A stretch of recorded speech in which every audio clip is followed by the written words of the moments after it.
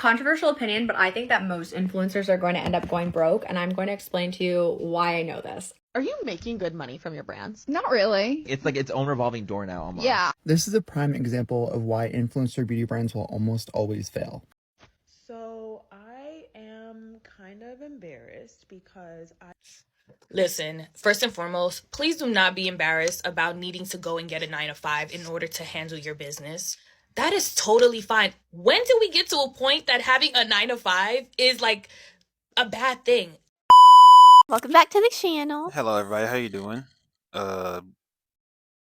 Influencers are quitting their jobs, I guess. Their jobs. There's a job to me. I honestly think that internet stuff is a job. Anyone who says otherwise is a boomer or nerd. Yeah, because I don't think the older generation understands all of the opportunities that we have in this generation, because if you're getting money and you're putting in work, then it's a real job. If you have to pay taxes, it's a job. It's a job. That's why drug dealing is a job. It's not a legal one. Yeah, but it's a job. Well, this makes no sense to me because internet is the new TV. TV stars being actors is a job. So why it's not being an internet entertainer or influencer or whatever your term you use. I don't like the word influencers, but not a job. Like, makes no sense to me. Exactly. And even if it's a 1099 or you're self-employed, you're still doing a job. You're performing the job functions. It still goes in your resume. Mm-hmm.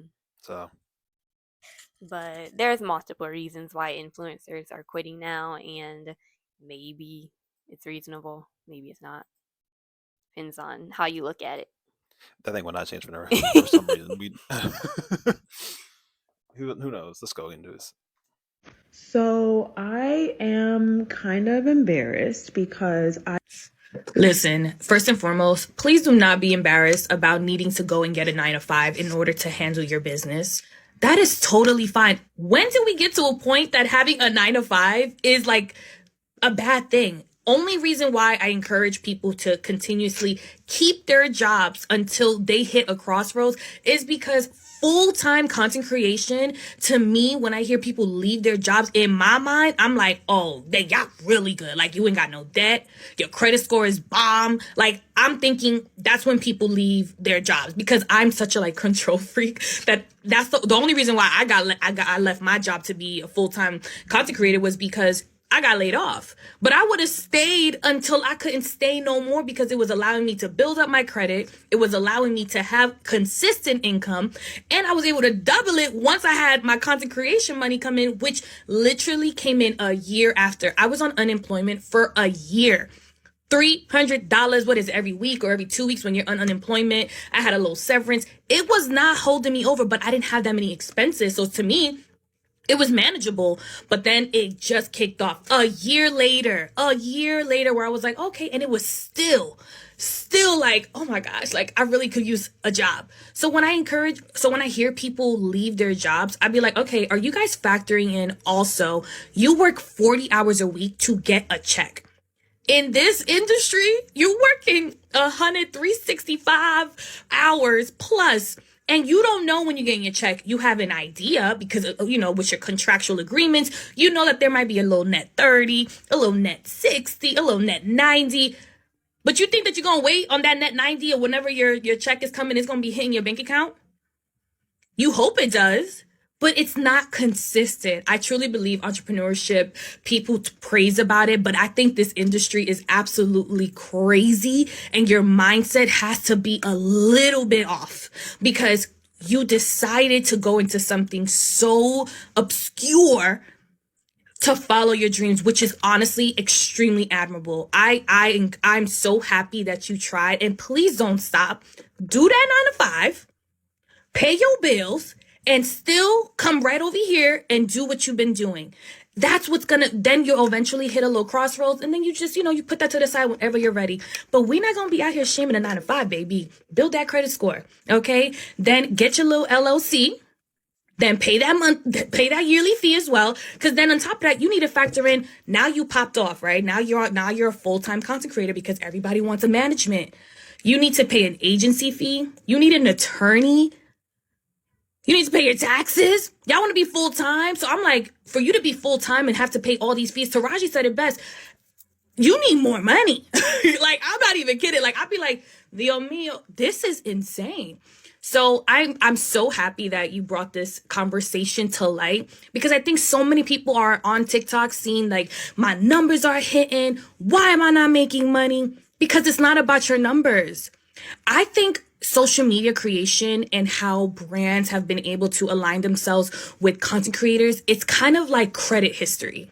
Does that make sense to y'all? Like, you know, like when in order for you to have like a good credit score, like you need to have built up credit history. Like that's the way that you'll have a better credit score.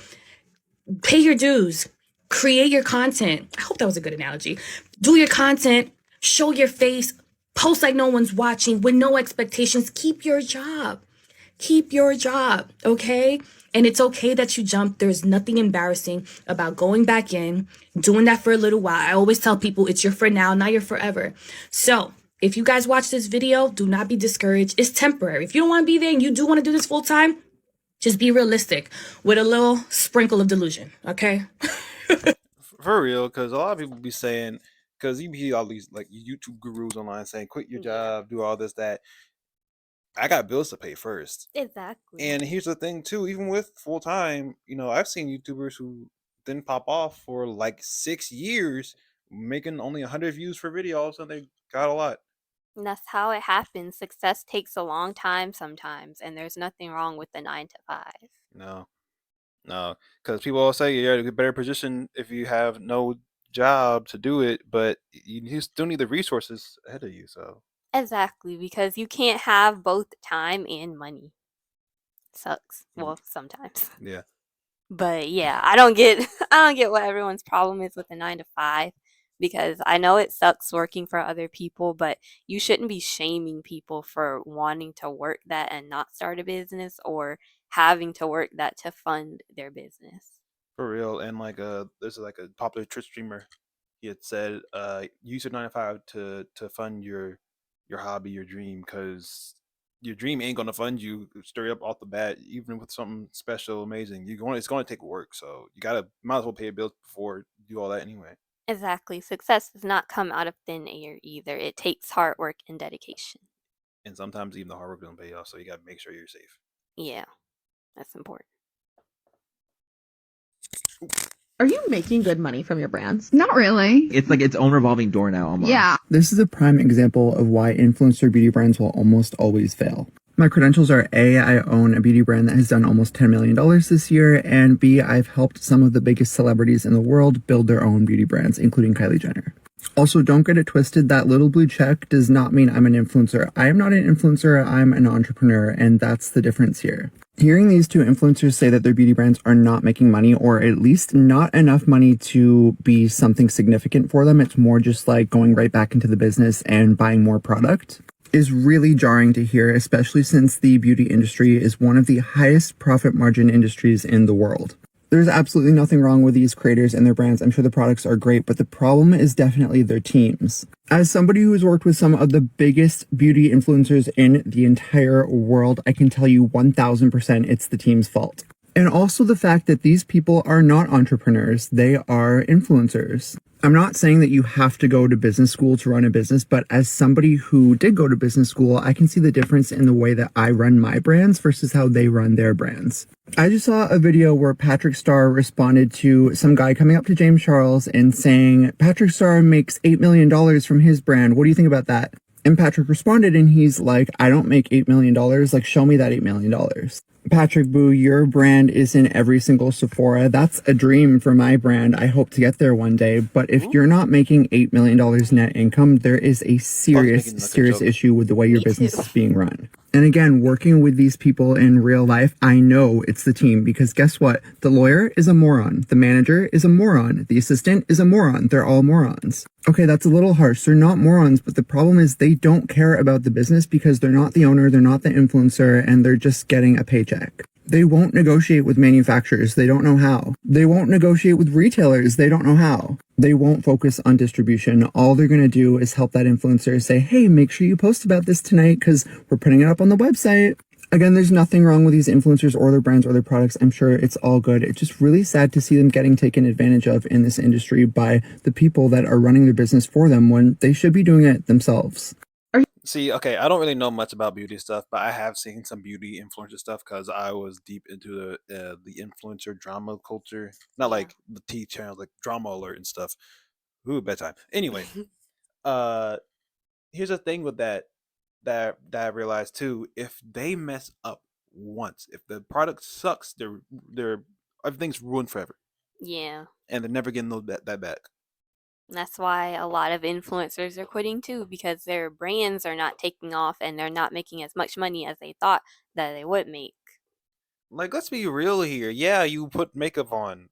I don't want to. Doesn't make me want to buy your makeup though. Yeah. What do I get out of this? Nothing. Because they think they have like the audience and the influence, but then, especially when the economy crashes and all of that, people don't have the money to buy into their brands either. And they don't make it cheap. They really do not. Because y'all are the ones that just be making them rich sometimes. Yeah, they really got paid for that rented mansion. They usually have them rented. That's what you know. Yeah, that's true. And they make it seem like it's easy. It's not. Every time, just look up how many times an influencer has tried to make a beauty brand and it failed, or a clothing brand and it failed because they just don't know what they're doing. Yeah, because I feel like sometimes when you become a big influencer, people look down on like education sometimes. And it's like, it's nothing wrong with educating yourself in what you want to do. But the professionalism sometimes just goes out the window. And it's like, we need to learn that. Yeah.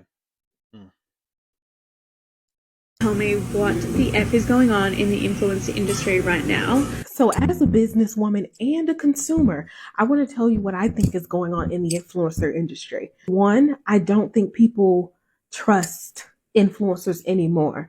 Those people that came on here telling people what they get paid from different brands, they're like, okay, you're just doing this because you're getting a check. Or there's some people that came from envy. They're like, I'm not helping you with this brand deal because I know you're going to get more. And it comes from a place of envy where people don't want to support. And there's also that exaggerant of it. Like, people just don't trust influencers. Two, it's too oversaturated.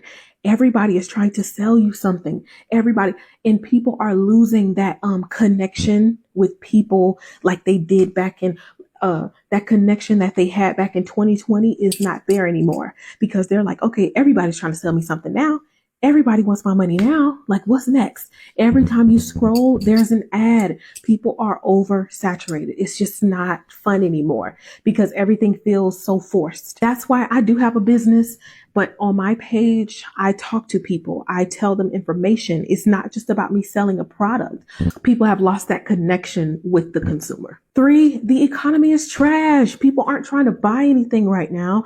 People are struggling to make ends meet. And you're telling them to buy an oven that's $70. Listen, right now, people are trying to purchase their necessities, and that's it.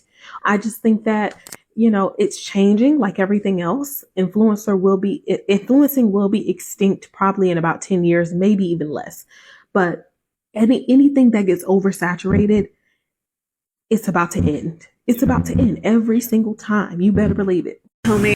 And that's why I feel like that even if you want to do content creation, like it's gonna be super hard because everything's so oversaturated nowadays. Yeah, that's true. Because everyone's always trying to do the same thing and people just copy each other. But yeah, that's pretty interesting. What do y'all think? Is influencing going to be extinct? I feel like it is. Most definitely, probably. Because once again, I want to ask this. I bet you this is some like corporate term saying influencing. Because since when have the people I watch influence me to do anything? They influence you to buy products and sponsor companies. But, It's not influencing me. and it has never worked. Yeah, it works on impressionable people or people that are actually looking to get that product. And then they're like, oh, you have it, so I can just get it through you and you make money and you support your creator and all of that.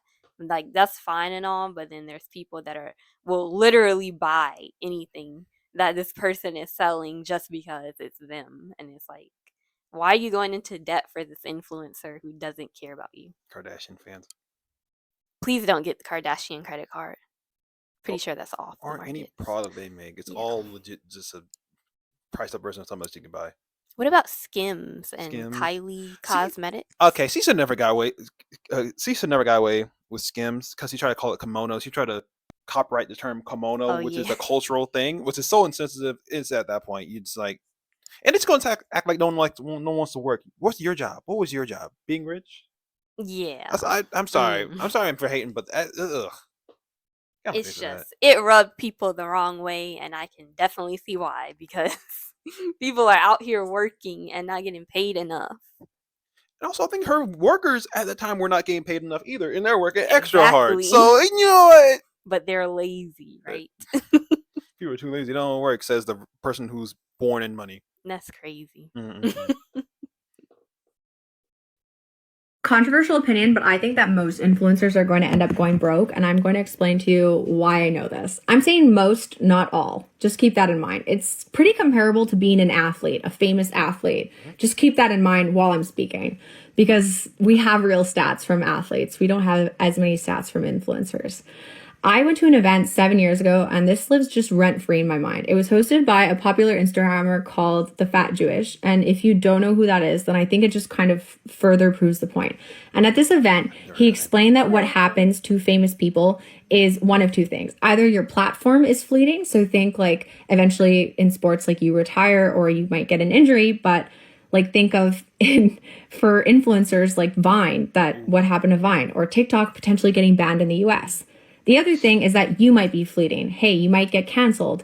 You might not want to do this forever. You might retire. Like you might not want to make YouTube videos for the next 30 years. So one of those two things can happen to you or will happen to you, which brings me into my second point.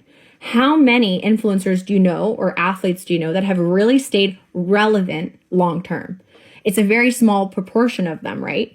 If you think of someone like in athletics that's still famous, they're probably doing something to keep themselves relevant. Like if we think of Shaq went and did like 1 billion different things to stay relevant. But that's not every athlete that you can think of. That's not every person that's ever been on a sports team. It's a very small number. And that's why I say I think most influencers will go broke. It ties into my third point. What did Shaq do differently that kept him relevant versus any other athlete? And how you as an influencer can do something different. Any ad that came to him, I sent that man in so many freaking ads. That's why he stayed relevant. What is he? He's a DJ now. He tricked out his car each time. He was the General. Oh yeah, the General. Yeah. Little Caesar, Papa John's at one point. I think both actually at one point. What the heck? Yeah, it's Shakaroni. Remember Shakaroni? What is Gold that? Bond. The Shakaroni. It's a Papa John's pizza, but with extra pepperoni, extra large. Gold Bond. I'm pretty sure he did some infomercials at some point. He just does every single thing that comes at him. Is he also in Allstate? I think at a certain point. I'm sure. He's in a lot. He is in a lot. He has Shaq gummies came out, and they re-released Shaq Fu. Have you ever heard of Shaq Fu? No. It's a video game about Shaq doing kung fu. What is going He on? was in WWE at one point. He just does anything. AEW. He does anything that comes at him. I'm sorry. That's how you do it. That's how you do it. He does everything. The Fat Jewish at this event spoke about how it was so important to build other streams of income because he knew he wouldn't stay relevant forever, whether it was because of the platform shutting down or him just not wanting to do it. He built all these different income streams, which is something that Shaq did as well. Shaq owns like a bunch of restaurants and does all kinds of different things to keep that income coming. When you get a lot of money coming towards you, whether it's working your 9 to 5, whether it's being a famous athlete or an influencer, it's very common that something occurs called lifestyle creep. That's where you start getting the G classes, the mansions, you upgrade your car, you upgrade your apartment, you upgrade your wardrobe, you upgrade all these different things. No matter what the scale is, you're upgrading. But when you upgrade like that, you're setting a certain standard for yourself, which means that you're either change your desk to continue working your 9 to 5, or that like 67%, I think it is, of NBA players that retire within 2 years go broke. Yep. Because you weren't managing your money well along the way. You were expecting these certain calibers of lifestyle, but you weren't investing money to make sure that that stayed with you long term. And that's why if I was an athlete or if I was an influencer, if I was any of these things, I'd be making sure to have like a panel of people helping me manage my money if I didn't know what I was doing, and be investing like over 80% of my income because I know in my head that this is fleeting. That's why I think most people will end up going broke because they're not doing that. You gotta be careful with that though, because Rihanna had her person stealing her money. Oh, yeah. See, that's why educate yourself on the finances, and especially if you're making money like this, put that money into a high yield savings account. Yeah, it's in a second. First highest selling account of the year. There's no reason that it should just be laying around and you're spending it like crazy. Yeah. That's why like most people are going into lifestyle creep when they get this kind of money, and then when they're no longer relevant, then they're flat broke and then asking their viewers for help even though they don't have any money. Yeah, truly. Like I'll say this, see this, like YouTubers definitely have the hardest stay relevant or not be relevant, especially with YouTube still. They can't keep doing it. There's some YouTubers I used to watch that basically fell off. They have millions of subscribers, but they can't barely reach past darn old the double digit thousand Yeah. views, and it sucks. That's why multiple streams of income is important, Yeah. and like branch out and do other things, because a lot of influencers only put all of their energy into one platform. Yeah. And then that's it. Then what happens when the platform goes away? Like Vine. Yeah. Vine. Everyone thought Vine was doing so well because it was so popular, but turns out they weren't doing well at all, and they had to shut down. Exactly. And then boom, only one Vine star, two Vine stars. I remember Logan Paul and King Bat. The only two I know still doing stuff. So Yeah. Don't look just at how much the money the companies are making, because if they don't have like retention and then people interested in engaging, then investors, stakeholders will pull out too. yep. So And that's what's Yeah. really important to companies. it is for real. But don't go spending like crazy. High yield savings account, please. Say I earn $50,000 a year and I'm a fan of Alex Earl and I see she posted a video for White Fox for $50,000. She just made my entire salary in 1 year. Like, would that irritate you? As someone who works both on like the influencer side and the brand side, because I do social media marketing as well, I have a lot of thoughts.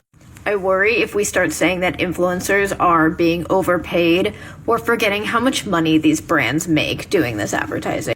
Because if you think Alex Earl's making a lot of money, wait till you find out how much, White Fox Boutique is making. Then you'll be kind of like upset.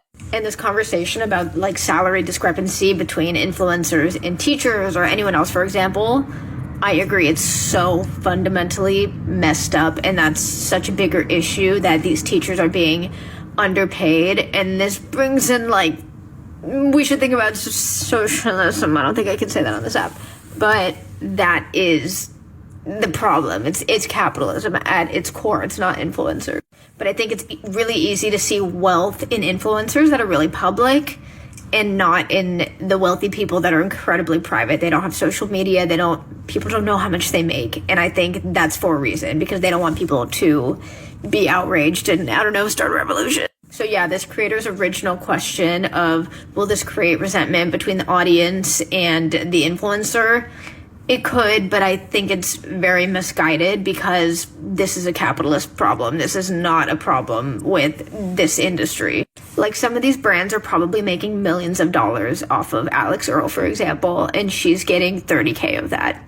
It like puts that into perspective, Also, teachers need to be making more. For real. That is just unacceptable. They really do. But here's the thing. It really does affect the person, like the influencer too, because look at Mr. Beast. He was doing all these, paying $100,000 or whatever to get people's eyes fixed. Turns out you're kind of lying a little bit there, just smidge, and like Internet is fake. Internet's fake, and like all the things that happened, just like people started resenting him because he's like, oh, I did this, I put people through this torturous game, not torturous game, but like it was stay in a room forever. It's like this is starting to look weird. It's starting to get really strange. This is like a rich guy making people do stupid stuff for money. Yeah. Because especially like the companies are not paying the influencers like even close to half of what they're making off of them. So that puts it into perspective.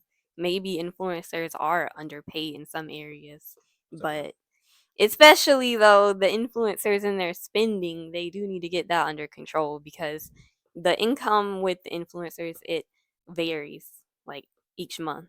So Yeah. Have to be smart with it. And here's the thing: I feel like, especially with the influencers, and if you're working for $1 million company, you used to be making whatever, I guess, the second highest advertising guy makes in that company. Yeah, for real. So don't let you lowball you, because if they don't have no influencers, what are they gonna do now? Oh, we gotta do Exactly. regular ads. hmm It's less people because nobody watches TV anymore or watches ads on the internet because they're always blocked. Yep. Negotiate. Or negotiate. And if I was making that kind of money, it would be put into a high yield Yield savings You account. are milking this. But I would have 6 months emergency fund Yeah. in my regular savings account. Yeah. But the rest would be invested. And so you have to move your money around strategically so you don't fall broke. Exactly. The dramatic rise and fall of creators' careers on the internet is so freaking predictable. It's so funny. Like Kylie Pitz just got kicked out of the creator fund by TikTok specifically, which did not know was an option. I thought maybe if you like lost all your followers or something, like if you got below 10K, they'd kick you out. But I apparently didn't pay much attention when I agreed to it. So I don't know. Yeah, it makes sense, but I hadn't seen it happen before.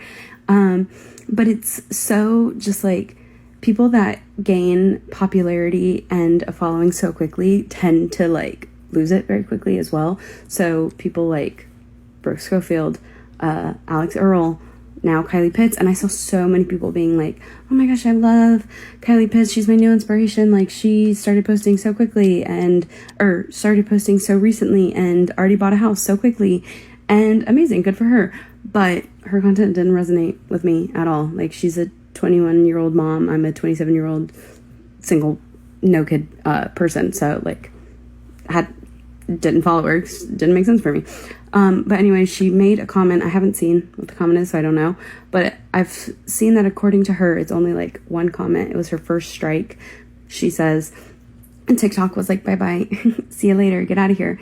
And I just think that's so funny because like she was, you know, she had so many people that were posting on the internet because of her that now TikTok was like, bye babes, we don't agree with you. And hey, they have that right. That's the whole point. There's rules. I wonder what the comment is. Now I'm interested. But anyway, this was all to say that I think the people that are so quick to be like, oh my gosh, okay, I'm going to quit my day job. I'm going to start living this luxurious life. Like, I'm going to solely rely on influencing. It confuses me because so many people, when I started making money on TikTok, were asking me like, oh, how much a month would you have to make for you to quit your job? And I was like, I literally wouldn't. Like, I would never, because this could last a month, it could last a year, it could last 10 years, but it could also last a day. It could immediately stop overnight. And I am a risk assessor, and the risk far too grand for me. I could never. And so but I mean, like, with great risk comes great reward, they say. So it's really, I don't know, but especially with something as uncertain as the internet and influencing, and with people getting canceled. So, I mean, granted, like, I'd say like 90% of cancellations I agree with. But, you know, some, yes, I'm like, oh, okay. But I'm pro-canceling. It really is. Which might get me canceled because a lot of people are anti-canceling. But I'm like, no, if the person sucks, we shouldn't give them a platform. Like, I'm sorry. Yeah. I'll say it. I'm just going in here because I gotta look up Kylie Pitz is. I feel like I heard that before. I'm trying to see if this comment. Some influencer, but I agree. I would not quit my stable job if I liked it and it didn't like take too much time or stress. Then I would keep it and do influencing at the same time. That's more money. For real. So I click on it? Yeah. I need to figure out who this is. A day in my life after Christmas. This is my messy house the day after Christmas. What are you? This is my messy house the house. This is like any generic Lovely housewife cheese I got going on. Influencers. I think I know what she is, and I think I know what canceled her. Oh no. I think it was just The like dramatic rise and fall of creators' careers on the internet is so freaking predictable. Yeah, they're not. Is this the last? It's not the last one, is it? No. No, because you gotta go back to the thing. But we already gone 20 minutes, so it's just over. But truly, that's what it is. Especially if you have a job that you like, don't quit your job that you like and is stable enough. Gives you enough time. If your job gives you enough time to actually start doing internet stuff, how about you stay in that job till you get fired? Exactly. Because it will happen at some point, most likely. Yeah. They always got to cut costs. Downer. I mean, that's how it works. Hopefully it doesn't. But realistically, it happens. Yeah. Well, you know what? Just hang in there until you get fired, bro. Because hey, you get benefits, and then you also have your actual cool thing to get you extra money for doing something you like on the side. It's pretty stupid to quit that. Exactly. And you can dedicate so much time to your side hustle of influencing and building a business while you're making stable income. Yeah. So you have it like perfect right there. Yeah, and once again, people think like it's like, oh, I'm self-employed, so this job's more stable. No, you can lose anything and everything at once. Exactly. So don't hang on to one thing like that. That's not smart. Yeah. Anyway, you got anything else to say about this? Well, thank you for watching the video. Please comment, like, and subscribe. And don't forget to share the video. I finally did it. Heck yeah. And please get us to 1,000 subscribers. Yeah. That's all I gotta say to you guys. You know what? If no, I got nothing else. Bye, guys. Bye.